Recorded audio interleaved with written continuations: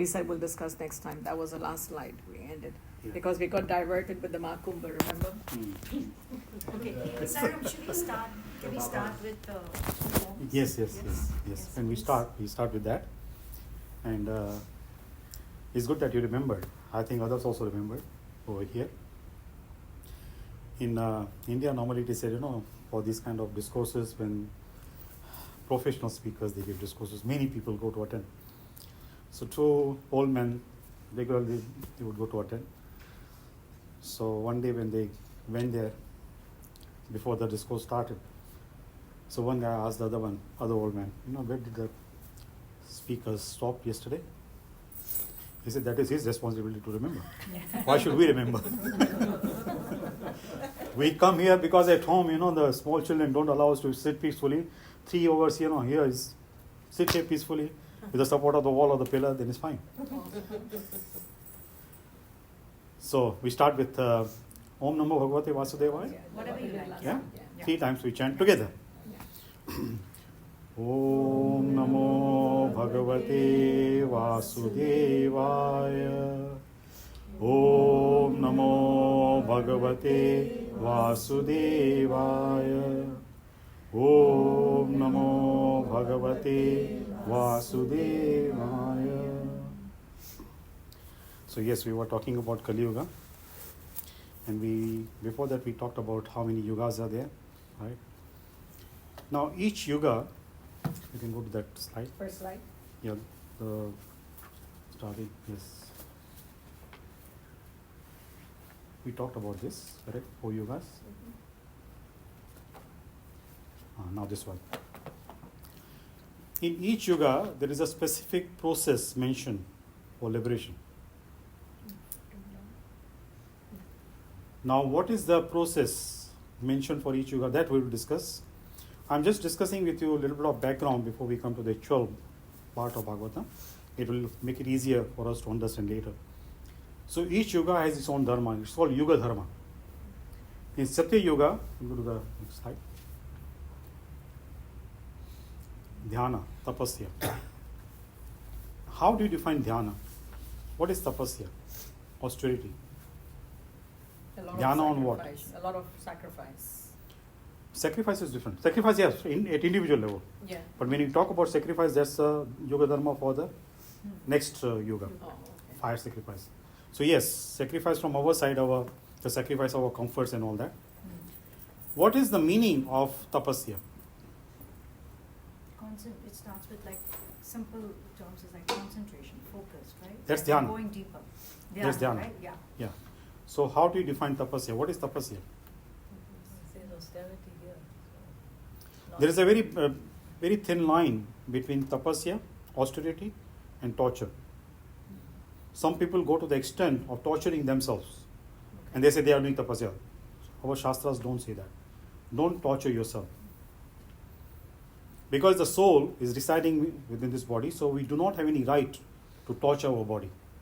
That it goes to that extent that soul itself, normally soul doesn't feel any pain or something, but as long as it is in the body, it associates with the body. So when the body and mind feel painful, torture, soul also experiences that. So our shastras don't give us that right to do that. Tapasya means, in simple language, any discomfort we accept voluntarily, according to our capacity. Any discomfort. So when we start doing that, slowly our capacity starts increasing. Then our willingness also to accept more discomfort voluntarily increases, becomes stronger. So when we start accepting more and more discomfort voluntarily, then whatever discomfort we are destined to get according to previous karma, that is reduced. That's the way tapasya works. Now, that was possible in Satya Yuga, because people's determination, people's willpower, people's physical strength, mental ability was much, much better than what we have now in Kali Yuga. So they were able to do that. They were very determined what they had to do. Now, the lifespan, if you hear, have you heard the lifespan of Satya Yuga? How long people would live? They used to live in Satya Yuga? Over 100. 100,000 years. Maybe 1,000 years. Sorry? 1,000 years. 100,000. In Satya Yuga, 100,000. Like Vishwamitra did austerity for 60,000 years. Then he became Brahma Rishi. So people used to live 100,000 years. Slowly, as the time passed by, then the span of life started reducing. So yeah, because the lifespan was very long, people's health was much better. Mentally also they were very strong, determination was good. So they were able to do that tapasya.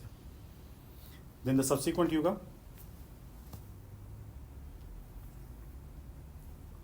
Treta Yuga, right? Now in Satya Yuga, before we come to this Treta Yuga, you might have heard about Hiranyaksha and Hiranyakashipu. They did tapasya for thousands of years.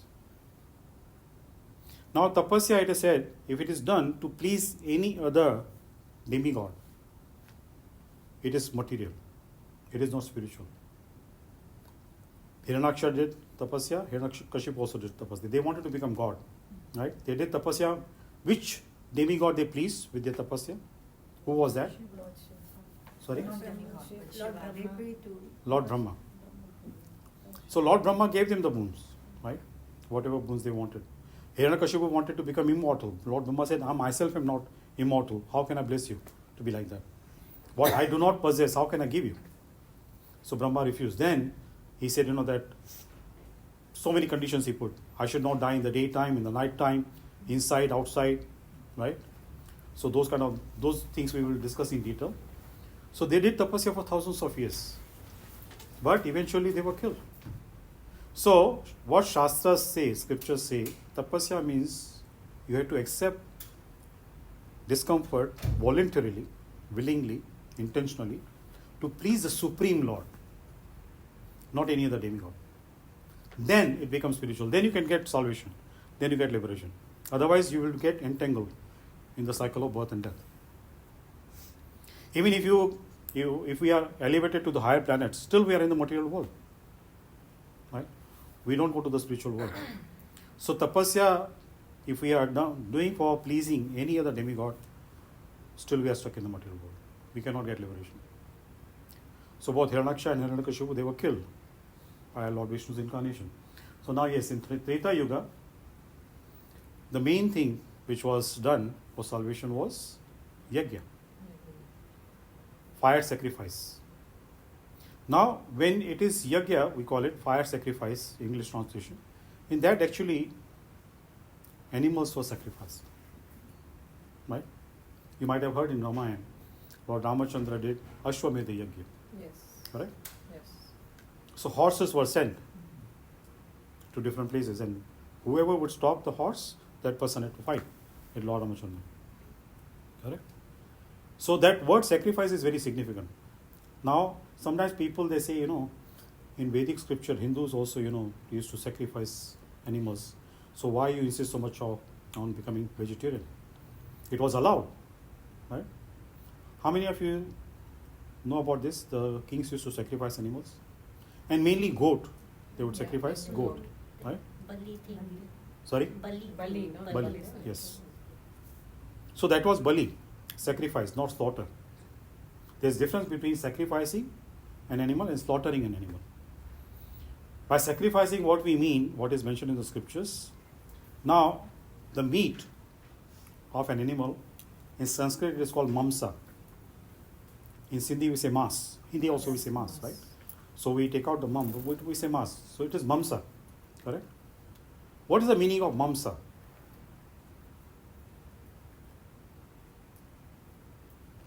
What's the meaning of mam? Not mom, mum. What's the meaning? Mom means me, I myself. Sa means like. So it is said that the whole procedure was mentioned. I will not go into details. While sacrificing, the priest, officiating priest, would do the sacrifice, yajna. He would whisper in the ears of the goat, because goat was sacrificed for the higher living being, human being. So the goat would get promoted to the human birth after being sacrificed. Goat would not have to wait in the queue to get evolved soul-wise. After goat, another animal, then eventually human being. But if a goat is sacrificed for the sake of human being, higher living being, then the goat will be promoted to become human being in the next birth. So the priest would whisper, if due to wrong chanting of mantras by me, or any kind of ritual I do wrongly, I make any mistake, and your promotion is stopped, then I, me, mum, will become like you, goat, and you can sacrifice me in the next birth. Mamsa, I will become like you. That was a provision. But now people in the slaughterhouses who chant these kind of mantras. So sacrifice was allowed, but not slaughter. Now why the kings were allowed? Now this also was for kings only. And in certain situations, rare situations, for the sake of some human being's health. Like for example, in Ayurveda also, massaging with pigeon's blood is recommended for people suffering from paralysis. In the initial stroke of paralysis, if the pigeon blood is very hot, is used for massaging, it can stop that. It can rectify that health issue. So these kind of rare cases, not for common people. Now why the Kshatriyas, warriors, they were allowed to eat meat after sacrificing animals in the yajna? Why were they allowed? Anyone? Why that special provision was made for them, that they were allowed to eat meat? Because they were fighters, I don't know, it was for them. Physically, from physical perspective, it's right, get proteins and all to make strong muscles. But more than that, at a subtle level, because meat is considered as Rajasi. We say Sattva Gun, Rajas and Tamas. Yeah. So it's called Rajasi food. That means for Rajas, for kings, for emperors, not for common people. That's why it comes in the category of Rajasi food, not Sattvic food. Now kings, they had to have that passion, right, to fight. If any enemy attacks any kingdom, the king cannot be in a mode of goodness, so take whatever you want to take. He has to fight, he has to protect the citizens. So, for having that passion, he has to eat Rajasi food. For the sake of protecting the citizens, not for his own sake. If he would eat for his own sake, then that's a sin. But he would eat for the sake of citizens so that he is stronger, he has more of passion, so that he can fight and he can protect his citizens, then it was allowed. So kings were allowed because of that, but not for common people. So that was in Treta Yuga. Any question here? Now last time we discussed, if someone remembers, whoever was here, the sequence of yugas is Satya, Treta. This sequence, Satya, Treta, Dwapar and Kali Yuga happened this time.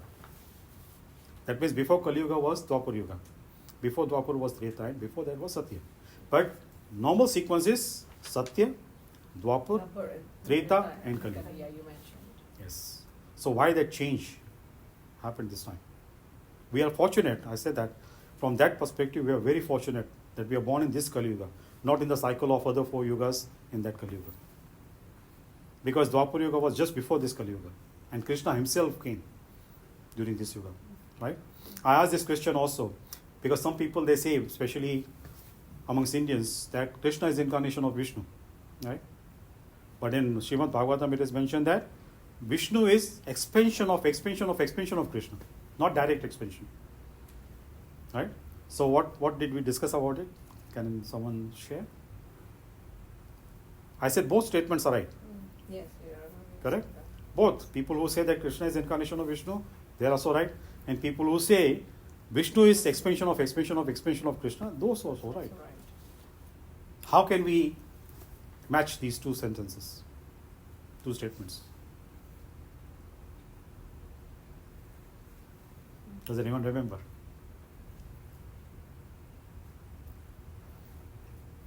No? Because usually when Krishna comes, he comes as an incarnation of Vishnu, usually. But Brahma's one day, once Krishna comes himself, not as incarnation of Vishnu, he comes himself from Golok Vrindavan. Right? Once only in Brahma's one day. In Brahma's one day, 12 hours, these kind of cycles of yuga is 1,000 times. That means 4 yugas, one cycle, that happens 1,000 times. That is only Brahma's 12 hours, half day. You can imagine how long Brahma lives. And he also lives for 100 years. So Krishna comes in Brahma's one day once, himself, as Vasudeva Krishna. Or Vrindavan Krishna. So both statements are right. Krishna is an incarnation of Lord Vishnu, and Vishnu is an expansion of Lord Krishna. So the sequence was changed because of that. So Krishna changed it because Krishna wanted to come in Dwapar Yuga. And Dwapar Yuga, if it happens before Kali Yuga, then this Bhagavatam can come in the written form, literary incarnation of Lord Krishna. Shabda Avatar. Right? Shabda is words, Avatar of Krishna, for the benefit of people like us. So from that perspective also, that angle also, that viewpoint also, we are very fortunate that we have this Bhagavatam in this Kali Yuga. In other Kali Yugas, they don't have. They have other scriptures, but not Bhagavatam. So from that perspective also, we are very, very fortunate. So we should take advantage, full advantage of this Bhagavatam. Correct? So, after Satya Yuga, Treta Yuga came.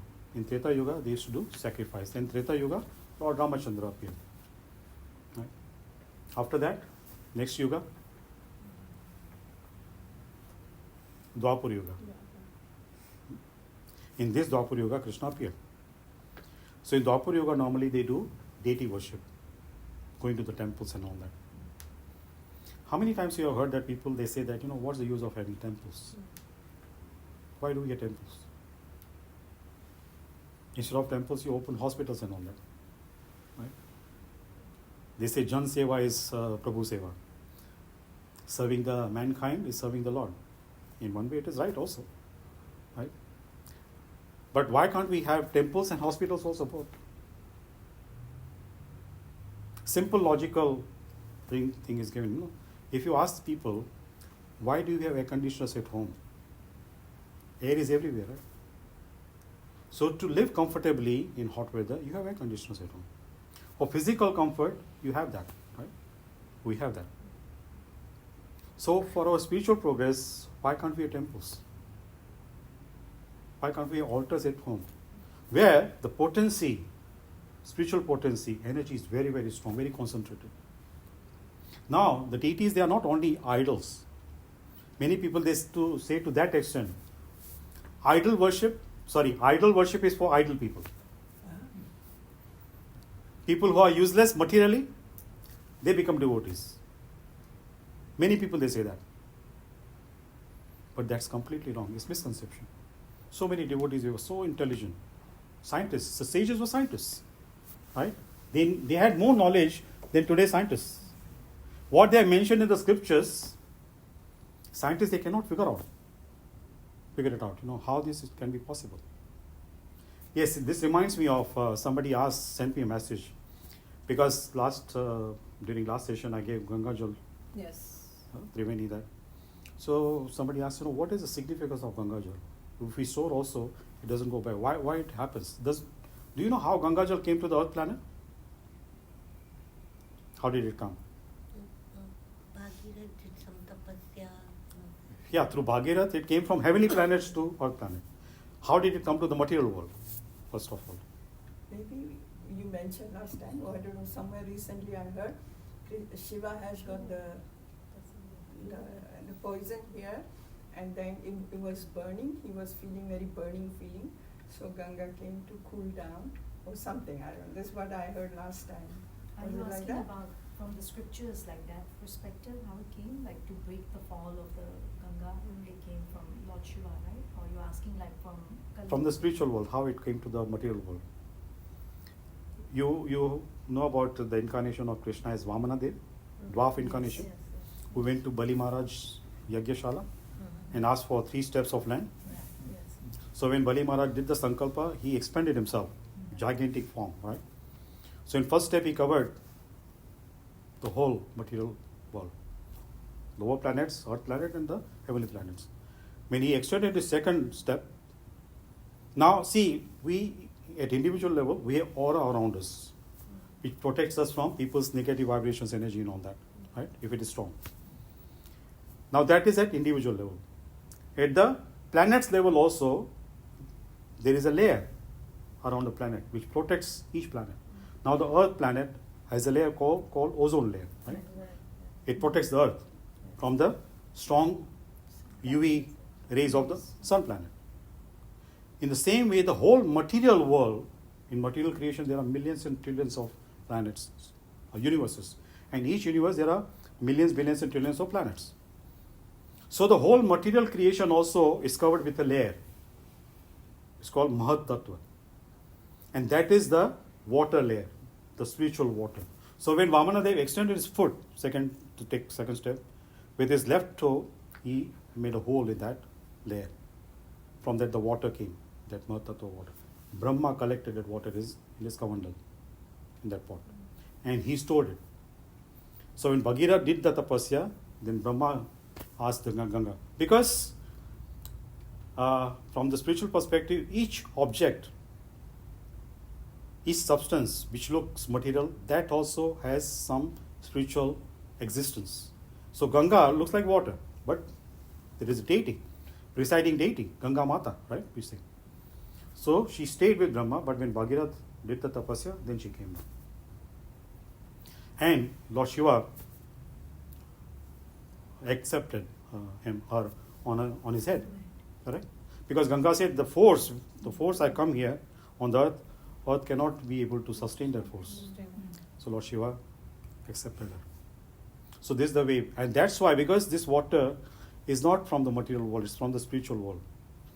That's why no matter how many years you keep it, normally water cannot be stored for a long time, right? That also we'll talk about, the water has a curse from Lord Indra. Because of that, it cannot be stored. It doesn't remain drinkable after some time. That we talk about that in detail later when we come to that part. So, to answer that person's question, Ganga came to the material world in this way. Because the water is from the spiritual world. And it doesn't go back. I've heard that scientists, they have done experiments collecting water from the dirtiest place, from the bank of Ganga, and they have checked in the laboratory. They could not find any single bacteria in that. They added some bacteria could not survive. So the water is very pure. Spiritual potency it has. So yes, that was in Dwapar Yuga. So Dwapar Yuga people, they used to do the temple deity worship. Now deities also, it's not, as long as it's only statue, if you have faith, you can worship, but the worship becomes more effective. The deities can reciprocate when pran pratishtha is done. That means the whole energy, spiritual energy of the form of the deity is present in that statue. Then it doesn't remain only statue anymore. It becomes a deity. Normally you do that for all the idols, no? Especially in the temples. Yeah, in the temples, you always do that. If you do at home, then it becomes difficult, because once you do the pran pratishtha, then you have to follow the rules and regulations. Otherwise you cannot neglect the deities. Nowadays, see, in India it's a very common thing to say, sab chalta hai. Everything works, right? So I think I shared with you once, somebody had kept Krishna's deity on the washing machine. So when we went there for some program, so sannyasi asked the host, how come Krishna is on the washing machine? The lady said that, Krishna likes to dance, right? So when we switch on the washing machine, Krishna starts dancing. So we make him dance. Sab chalta hai. So, of course, even if it is not installed, we have to be very respectful. Respectful, yeah. The sanctity of the... Yeah. Once we do pran pratishtha, then regulative principles are to be followed to worship the deity regularly. Otherwise, even if they are in the statue form, at least offer some incense and lamp once a day, just to show some respect, some dedication, some devotion. So that it is bona fide. It is mentioned in the scriptures, deity worship is bona fide. It's not like superstitious thing people do. It's not like only idol people are doing idol worship. So that was in Dwapar Yuga. Now we come to the Kali Yuga. So in Kali Yuga, the Yuga Dharma is chanting of the holy name. Very easy process. Easy for lazy people like us. But still, though it is easy, but for lazy people like us, it becomes difficult. Right? We tell people, please chant, chant, chant. They say, can't. Chanting of the holy name also becomes difficult. So now, this point I want to discuss with you about the drawbacks of Kali Yuga, the shortcomings of Kali Yuga, the negative points of Kali Yuga. Can anyone share what are the bad points of Kali Yuga, negative points of Kali Yuga? We are too distracted. Too distracted, yes. Why are we distracted? Material, no control of the mind. Desires. Hmm? There are many desires. Yes. Desires in each yoga people have. It's not only Kali Yuga we have many desires. Because of the desires only we come to this material world, to fulfill the desires. Right? What else? We get distracted very easily, attracted also very easily. People are short-lived. Span of life is very short. In Kali Yuga, the lifespan allocated is 100 years.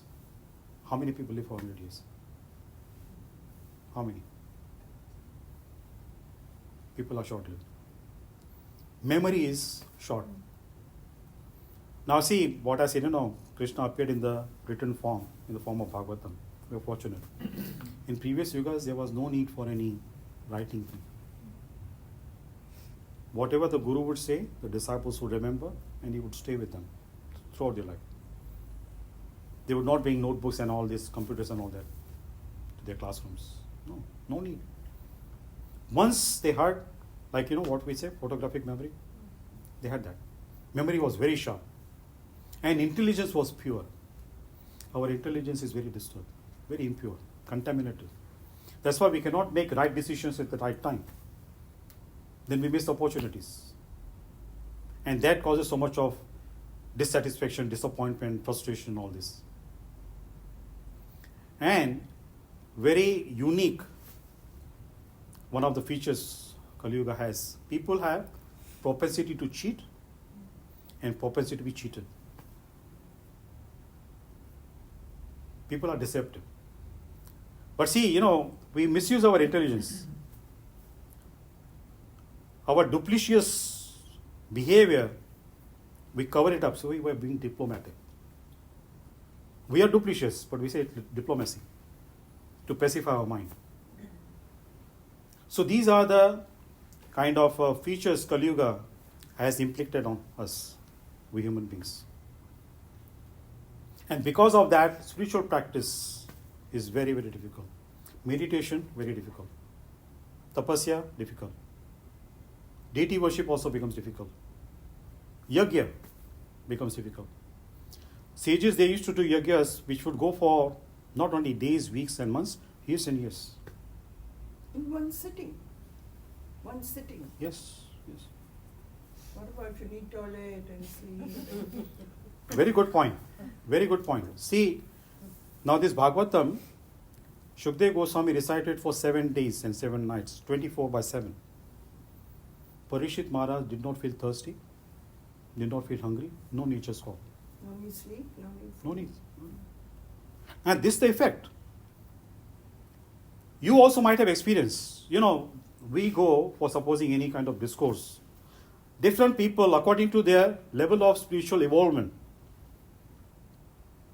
their attention will be different. Each individual's attention will be different. And depending on the level of attention, our physical, mental needs will bother us. If our attention is good, we'll forget about it. You might have experienced many times, right? So that depends on the individual's spiritual involvement. If the person is evolved, then physical, bodily needs will not bother him. Otherwise, little thing will bother. So yes, coming to that point, in that yuga, they had a control. Now, what to speak of in that yuga? Because, I have background in yoga, so I want to share with you one kriya in yoga. It is called specific kriya. It is said that if someone does that regularly, that person can control the nature, the physical urges according to the will of the person.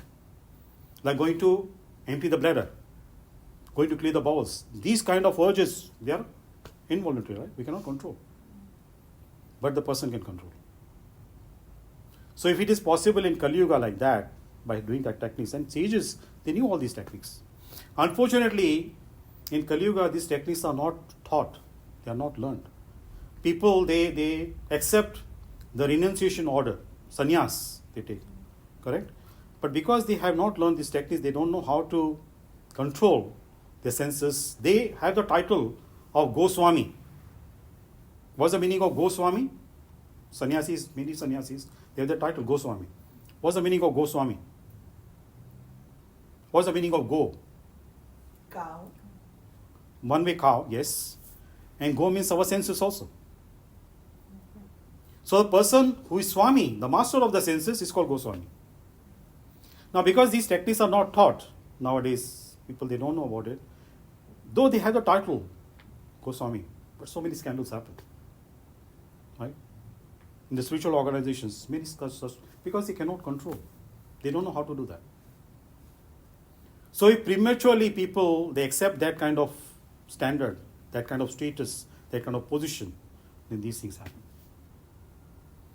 So in those days, everything was scientific. Now we talked about in Satya Yuga, they used to do tapasya. You might have heard Dhruva Maharaj, Bhakta Dhruv, right? When he went to do tapasya, he was 5 years old. So he learned from Narada Muni how to do tapasya. So he went to the forest. He did not stop eating and drinking all of a sudden. First he started having vegetables, then the roots, then only leaves, dry leaves and water, and then he stopped. Gradual process. So that also is scientific. It's not only, that person is doing some tapasya, some spiritual activities whimsically. It was properly planned. And that's why he could do it. And 6 months, nothing, only air, surviving on air. And then he got the darshan of Lord Vishnu. So again and again, I want to emphasize on this point. The sages, they were not whimsical people. They were not impulsive people. They knew the scientific procedure. If somebody has to do certain kind of spiritual practice, what things should be followed. Because we are in this material body, right? So the needs of the material body, the demands of the material body should not bother us when we are doing spiritual practice. So depending on how much time we want to spend doing spiritual practice, according to that, we need to make our body come to that level that it can take it. Proper training was required. And it was done. And nowadays, unfortunately, it's not there. That's why so many scandals happen. And then what happens? Then people, they start blaming the whole organization. If 1 or 2 person becomes like that, they will not do the same thing. They will not apply the same rule. Supposing law college, like many lawyers, they do so many nonsense things. So they will not blame the law faculty. They will blame the lawyer personally, right? Individually. But when it comes to spiritual organization, whole organization is like that. These kind of double standards that people have. Right? So yes, so Kali Yuga we were talking about. Now in Kali Yuga, there are so many mantras people chant. Right? Different gurus, they give different mantras. And Kali Yuga is, as I said, is a main feature, bad feature of Kali Yuga is deception. Kali Yuga started in that way. Kali Yuga was in the form of a king, a royal king, wearing gold ornaments, crown and all that. And he was torturing. This we talked about in our first meeting, right? Who was he torturing? King Parishit. Hmm? King Parishit. No, he was not torturing King Parishit. He's torturing a cow or a bull. He was torturing bull and a cow. He broke bull's 3 legs. Bull has 4 legs. Now, bull is the epitome of dharma, piety, religious principles. 4 legs of bull, 4 pillars of dharma. What are these? Kam, Artha. No. Those are the 4 padarthas, 4 objects we have to achieve in human life. Dharma, artha, kama and moksha. Yeah. So, Charity. Charity is one. charity, क्या बोलते हैं उसको? Charity means dan. Dan was not one. Dan can supplement some other pillars, but not specifically that one. Cleanliness, shauch. Cleanliness, then austerity, purity, and Daya, mercy. So these are the 4 legs of So Hindi में क्या बोलेंगे? truthfulness. दया- Sorry, दया हिंदी में क्या बोलेंगे? Oh, Daya, Daya, mercy, mercy, and the other or cleanliness, Shauch, so truthfulness, Satya, Satya. and awareness. That means without intoxication, purity. So he cut 3 legs already. Only 1 leg is left. That is truthfulness, Satya. Is still there to a certain extent. So when King Parishit saw him, then he said, you're looking like a king, but how come you're torturing? King's duty is not only to protect human beings, citizens, all the creatures who are living in the kingdom. They are like subjects of that king. Because soul is the same, right? Only the form, physical form is different. So king is supposed to protect all the subjects, whichever form they may be. So then that person, that Kali Yuga, told him that I'm Kali Yuga. So Parishit said, I will not allow you to stay here. Kali Yuga said, now it's my time to rule over here. So Parishit told him that, as long as I am alive, I will not allow you to stay here. So then Kali Yuga pleaded to him in front of him. Then Parishit Maharaj told him, okay, I give you some places to live. First he said that wherever there is intoxication happening, gambling, intoxication, then wherever there is illicit activities, vyabhichar, illicit sexual activities are happening, then slaughterhouses where there is no mercy, no daya. So intoxication, gambling, illicit sex and slaughterhouses. Kali Yuga was not satisfied. He said, give me 1 more place. Then Parishit Maharaj told him, where there is wealth accumulated, which is earned by wrong means. Not all wealth. In Bhagavatam and other scriptures mentioned Swarna, gold, which is accumulated by wrong means. So Kali Yuga was very happy. Then the first person Kali Yuga attacked is Parishit Maharaj. In the subtle form, he went and sat on his crown. Because gold crown, right? And that's why we talked about, he insulted that sage and all that. Now, how come Parishit Maharaj had that crown and then Kali Yuga went and sat there? Where did that crown come from to Parishit Maharaj? Took it out from some box. Sorry? Took it out from somewhere, from a box that was collected, right? Somewhere he went into. Yeah, where did that box, where did it come from? You know that Arjun के बेटे का बेटा ना. yes, he was Arjuna's grandson. Obviously, Arjun and all these brothers had the crown, so बेटे को भी मिला और बेटे के grand. So that means you mean to say that it was by wrong means came to him? Yeah, so it was not by wrong means, right? No. Correct. So if it was not by wrong means, then how come Kali Yuga went and sat there? You know that Jarasan was killed by Bhima. And Jarasan had captured 84 kings.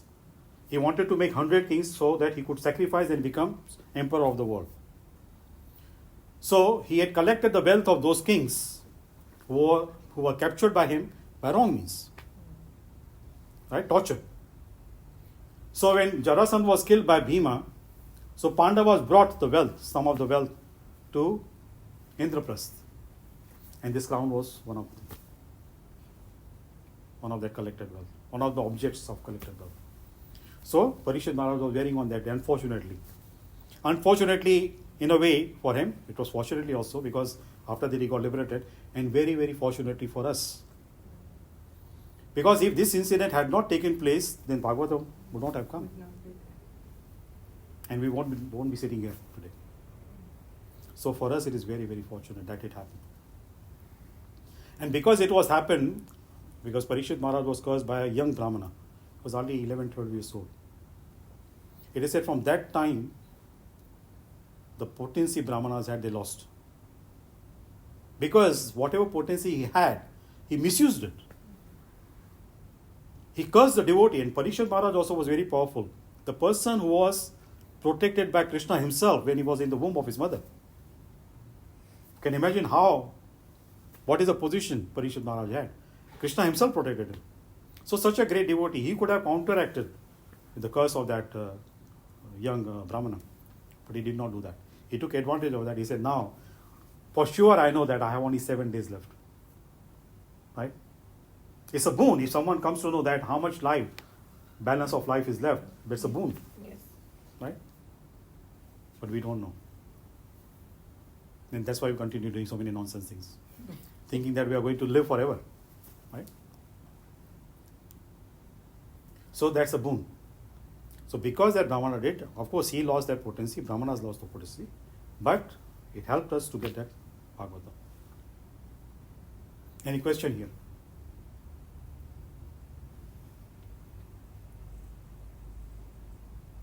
Any objection? All agreeable to what I said? Any comment? So we were talking about the mantras, right? People chant the mantras. So, yes, there are so many gurus and all that. We are talking about deception. So there are self-appointed gurus. Many gurus, they are self-appointed. Gurus means they should come in a proper disciplic succession. To become a guru, the first prerequisite is, what's the prerequisite of becoming a guru? How one can become a guru? Sorry? You should be from the lineage. The prerequisite, the person has to be a disciple first of his guru. Yeah. Correct? A person who is sincere disciple, he deserves to be a guru. Otherwise not. But unfortunately in India, there are so many self-appointed gurus, self-proclaimed gurus. They don't follow any disciplic succession. Now, in the scriptures, 4 main disciplic successions are mentioned. They are bona fide. Unfortunately, sometimes people who follow Lord Shiva, they don't follow Lord Vishnu. In India, it's very common. Very, very common. But Rudra Sampradaya and Vishnu Sampradaya, they are bona fide. Brahma Sampradaya is bona fide. And then Kumara Sampradaya, they are bona fide. So Shiva and Shakti Sampradaya, they are considered as one. So these are the 4 Sampradayas, they are very bona fide.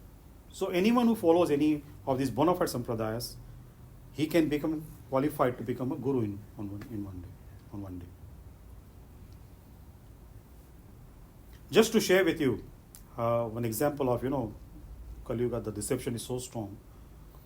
One guru, he's very, very popular in India and abroad also. On one Guru Purnima day, I had gone to see somebody in the morning.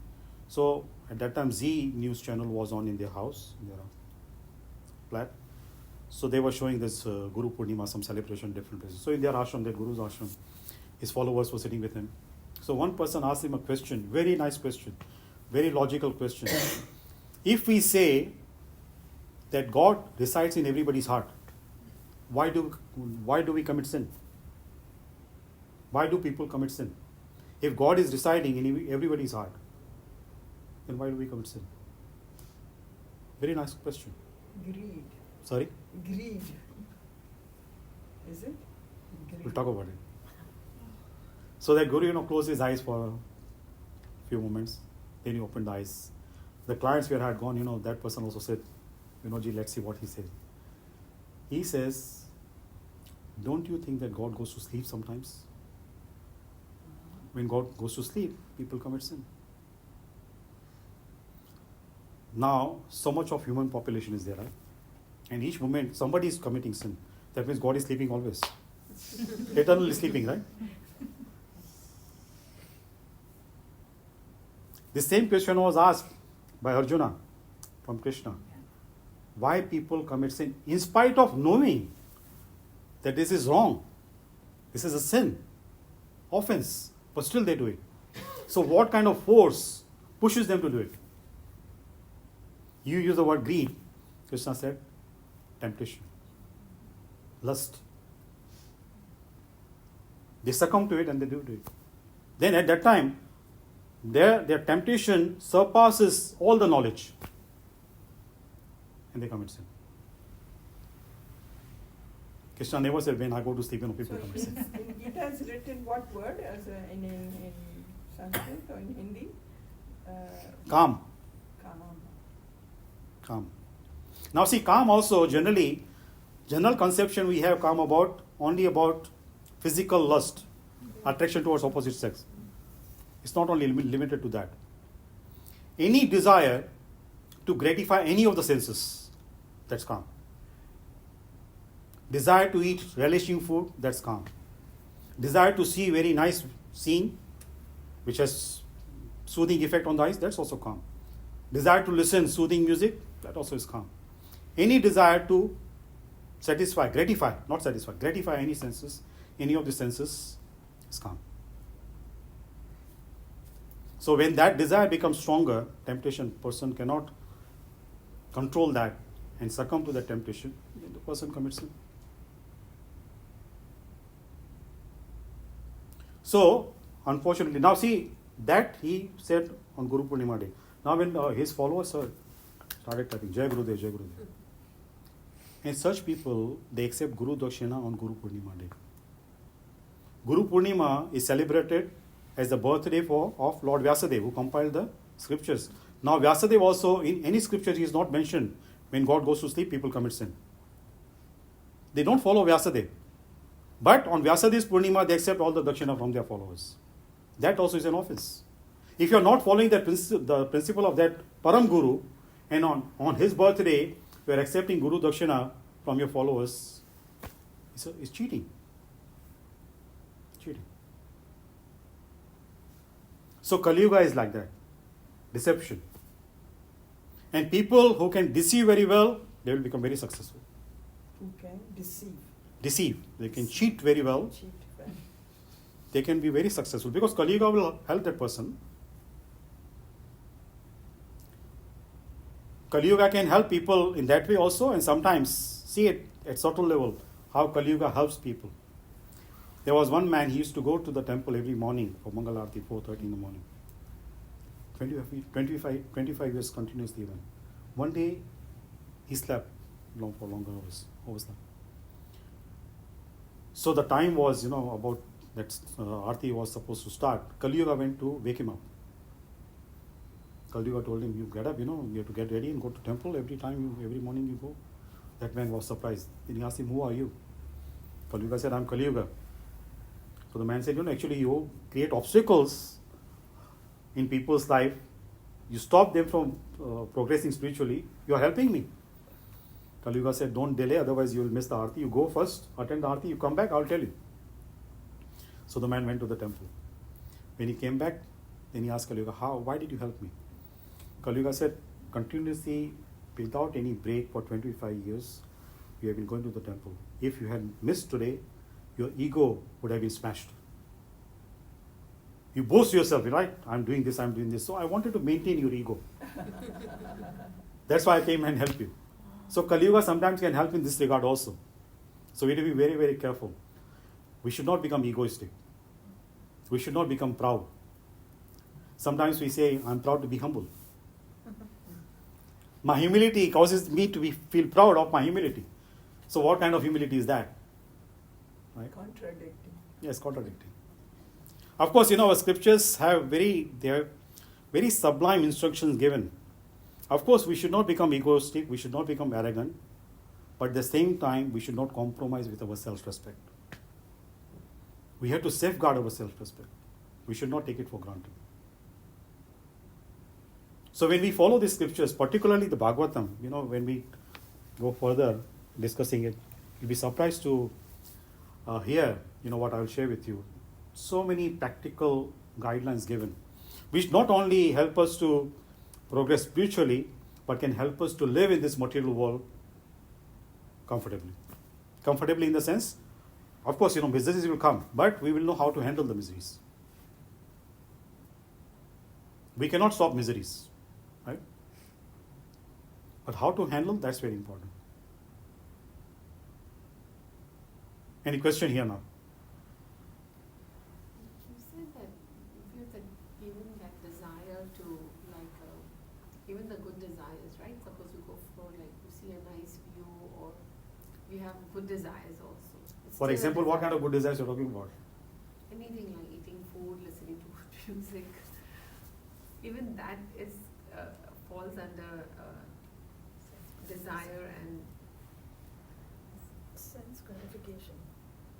See, I said, what I said, about eating, relishing good food. That doesn't mean that, we have to stop that. Then we need to make a right choice. Of course, we need to eat food to sustain our body, to sustain the energy in the body. Then, but what kind of food? When we use our rationale, our logic, our wisdom to make the right choice, then it's fine. Then it's fine. That's not a problem. But most of the time, we get carried away. We don't know when to stop. So that is called gratification. As long as we are doing it with full awareness, that is called satisfaction. But when we cross that boundary, we don't know where to control. That awareness is gone. Then we are captivated by the taste of the food. Then it becomes gratification. And that gratification can become the cause of health issues. Right? So, of course, our Shastras don't say, that don't stop living in the world. No. You live in the world. We have come in this world, so we have to live in this. But how to live? That's important. We have to find the balance, proper balance. Krishna doesn't say you stop all the activities and all that. Arjuna wanted to do that, right? Arjuna said, better I go to the forest and do meditation. He said, no. Don't find an easy way out. As a warrior, it is your duty to fight. So depending on what kind of role we have to play in the society, in the family, according to that we have to do our duty. We cannot run away from our responsibilities. That's cowardice. That's easy way out, escapism. So our Shastras don't ask us to become, finding easy way out. Should not escape from the situation. Running away from the situation is not the solution. Stay in that situation and resolve. That's what our Shastras teach us. And Bhagavatam is full of these instructions. Because it's the essence of all the Vedas, right? We talked in the beginning. That's why it's called Mahapuran, great Puran. And Vyasadeva compiled that at his full spiritual maturity, when he was very mature. After writing all the scriptures, Vedas and all that, he was so mature, and then Narada Muni gave him the instructions he wrote. So that's the essence of all the Puranas. That's why they say, once if someone reads Bhagavatam, not only reading is important, it's important, but not only that, we need to follow that. That's what's going to help us. It's not like parrots, just keep on repeating. Lip service. Whatever instructions are there, we have to follow. Does it make sense, Amoli, what I said? So there is a difference between satisfaction and gratification. So yes, satisfaction, when we are satisfied, then we can be more enthusiastic to those spiritual practice also. Right, in Hindi they say, right, Bhukhe pet bhajana govinda. Your stomach is empty, you cannot focus on chanting the name. So Krishna doesn't say that you don't eat. No, you have to take care of your body. If you have a car, if something happens to the car, you won't say, oh, I'm the passenger, I don't care about the car. Then you will meet with an accident. Then that can be quite fatal also. So same way, the body is a vehicle, so we have to take care of it. But how to take care of it, that's important. Any other question? So what happens when someone chants the mantra? What's the meaning of mantra?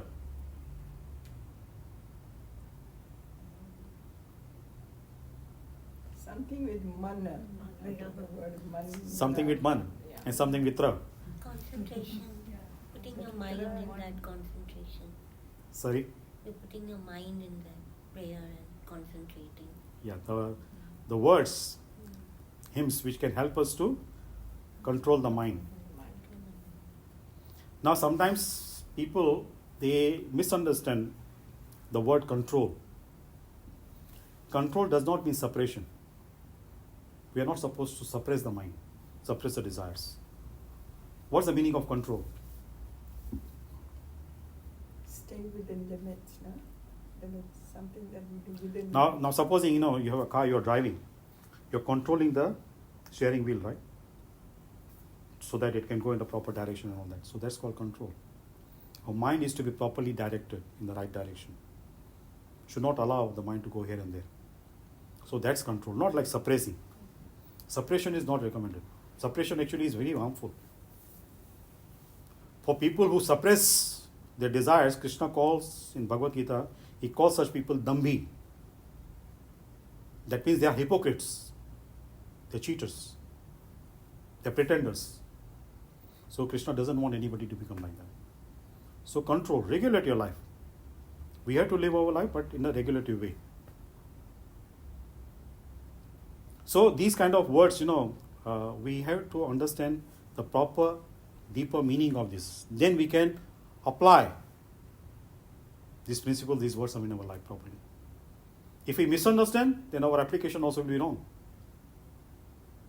If we don't understand properly, then our application will be wrong.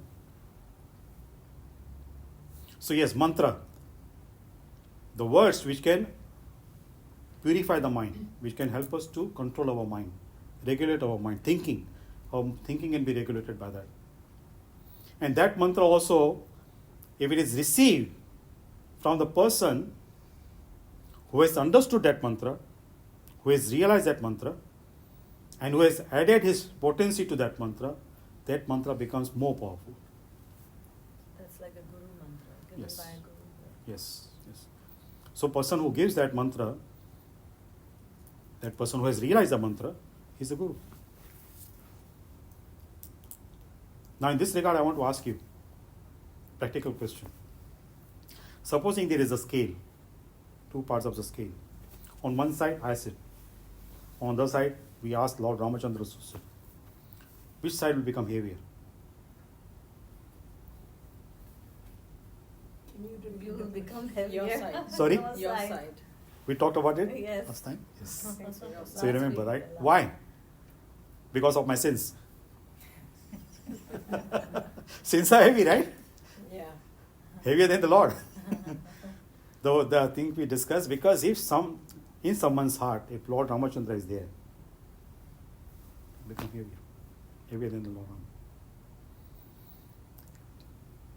The Lord has put all his potency in his name. And sometimes actually it is said that his name is more powerful than himself. Nama Shakti. So if that mantra is chanted with proper attention, sincerity, devotion, dedication, determination, then that power is there. But normally what happens with us, whenever we start chanting, our mind goes here and there. And that is the effect of Kali Yuga. Because Kali Yuga does not want us to focus on the spiritual practice. So we don't have to try to control the mind at that time.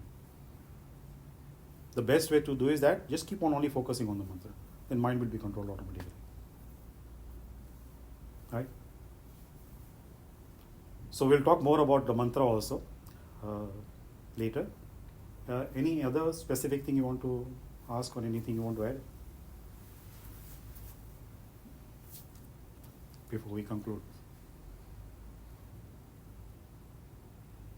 You want me to move the 3 more slides? You wanna finish this? Okay.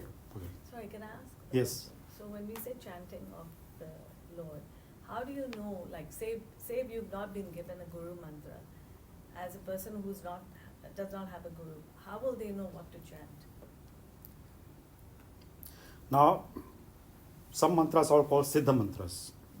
Those mantras are like, Siddha, that means they are potentized by Guru. And Guru gives that mantra. And some mantras are like general mantras which are given in the scriptures, Shastrok mantra. Some are Vedic mantras, some are Shastrok mantras. So mantras which are given in the Shastras, anybody can chant anytime. Anytime. So would they have to follow the same mantra all the time, or can they just chant anything they want anytime? Should follow Shastrok one- mantra can be chanted anytime. But any mantra? Whichever mantras are given in the Shastras. Okay. Like Om Namo Bhagavate Vasudevaya. Right. That's in the Bhagavatam. Right. Right? Hare Krishna Mahamantra also is in the Bhagavatam. So these mantras which are given in the Shastras, they can be chanted. Vedok mantras, which normally they start with the Bija mantra, the seed mantra, Om, Klim, Rim, all these mantras, one has to be very careful for chanting. Generally, these mantras, which are mentioned in the Vedas, they are to be chanted by people who are initiated with the Gayatri mantra. So first they have to chant the Gayatri mantra, then they can chant the other Vedok mantras, which start with Om. Now, for example, it's good that you raise this point.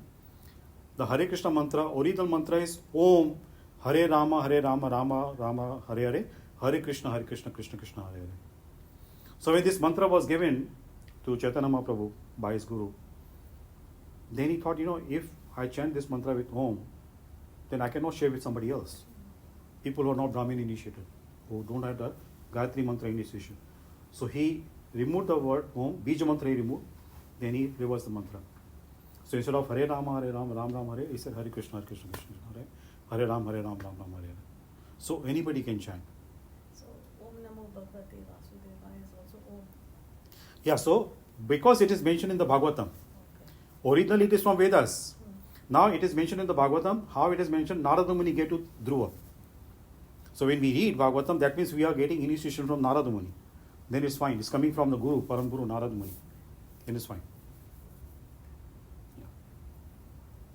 Even Om Namah Shivaya we can chant, right? Without. Yeah, that also is from Purana, no? Yeah. Shiv Puran. So Somebody Yes. said You that don't need a guru, Prahlad but- also did this mantra. Sorry? That Om Namah Bhagavate, somewhere they said Prahlad also recited that mantra. Prahlad. Prahlad. It was given to Dhruva Maharaj, Yeah, Dhruv, not that. not Prahlad. Okay. The mantra was given as Diksha. Um, You have heard this word Diksha? Yeah. What's the meaning of Diksha? Initiation. That's the translation. Oh, okay. The meaning. It's transferred by the guru to you, no? Diksha word, Sanskrit word comes from Daksha. Dakshata, awareness. Now that word also is, in the scriptures it is mentioned in detail. If you talk about the animal kingdom, the awareness deer has, nobody has. Deer can hear the sound of lion or tiger from very distant place. And that's why his ears become very sharp up, straight. So, the person has to have that dakshata like deer has. So, when the person senses something, some temptation going to attack the person's mind, the person should become aware. So, person who has the ability to become aware in that way, that person is called Dikshit. Dikshit is, nowadays, many people have that surname. Surname, right? But actually, Dikshit means the person who is full of awareness. So, person who becomes aware, that person becomes Dikshit or Shishya, disciple, who receives the Diksha from the Guru, who is already himself is full of awareness, and that awareness is transferred to the disciple, and the disciple becomes Dikshit. He gets the Diksha. Because the Dakshata comes in the heart, in the mind of the person, it is fine. Right? So actually, we talked about it, no? What are the drawbacks of Kali Yuga? And quality of Kali Yuga. Kali Yuga told Parishit Maharaj, I have so many faults. I'm full of faults. But I have one quality. He said, in my age, if someone chants Lord's name, even once, that person can qualify to become devotee. Even once. Now, Krishna says in Bhagavad Gita, at the time of death, right, whatever kind of consciousness the person is, according to that he acquires the body. So at the time of death, if we chant and we leave the body at that time, we are liberated. Now, because we don't know at what moment we are going to die, so for that reason, every moment we should chant, no? Because next moment can bring the death to us. We don't know. But it's not possible, right?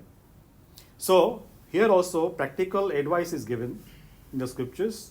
Superficially, apparently, we should do all the activities what we are supposed to do. But that awareness has to be maintained within. It's not that we have to completely stop living our life. Sit at one place and keep on chanting. No.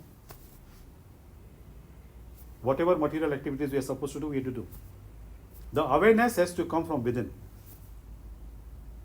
And that comes with proper practice.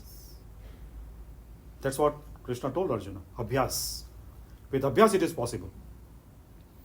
With us, what happens? Because of that laziness we have, weakness of the mind we have, our intelligence is not so sharp, we accept the defeat before waging the war. We say it's not possible. Then we start feeling sorry for our own self. Victim mentality. Oh, I'm so weak, I'm this, I'm that, I'm that. I cannot do it. No, we can do it if we put our mind to it. It may take some time to come that state where actually we are able to do it. But if we don't put any effort, don't take any initiative to do it, then we cannot do it. And if we take that sincere initiative, first step, then the mercy comes. Mercy will come. Then the other subsequent steps will be supported by the Lord Himself. Then it becomes easier.